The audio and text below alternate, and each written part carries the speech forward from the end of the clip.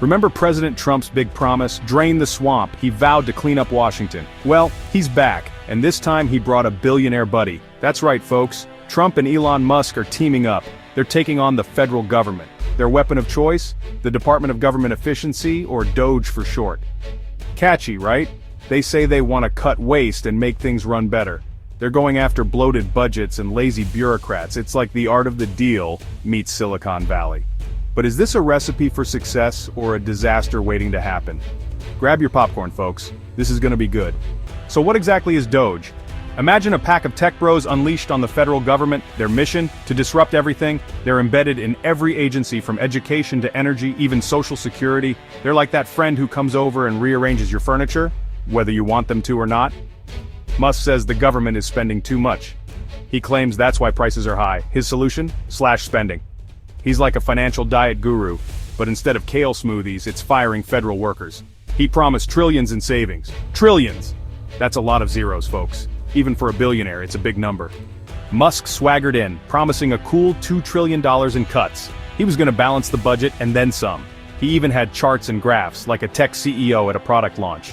But then reality set in. Those trillions shrunk faster than a scoop of ice cream on a hot summer day. Suddenly it was $1 trillion in savings. Still impressive, right? Well, not so fast. It turns out DOGE made some, shall we say, accounting errors. Remember that $8 billion they saved? Turns out it was actually $8 million. Oops. Meanwhile, our national debt keeps growing. We're paying more in interest than ever before. It's like trying to put out a fire with a squirt gun. Section 4, Dogecoin, not worth the hype. So, what has DOGE actually accomplished? Well, they did release a list of canceled contracts and leases. They said it saved $55 billion. Sounds impressive, right? But upon closer inspection, it was a mess. Duplicate entries, typos, you name it. It was like a middle schooler's math homework, not a government report. And those interest payments on our national debt? Yeah, they're still sky high. DOGE's savings are a drop in the bucket compared to that. It seems like DOGE's bark is worse than its bite. They talk a big game, but the results are underwhelming to say the least. Section 5, you're fired, and you're hired, and you're... Remember the good old days when government jobs meant stability? Not anymore.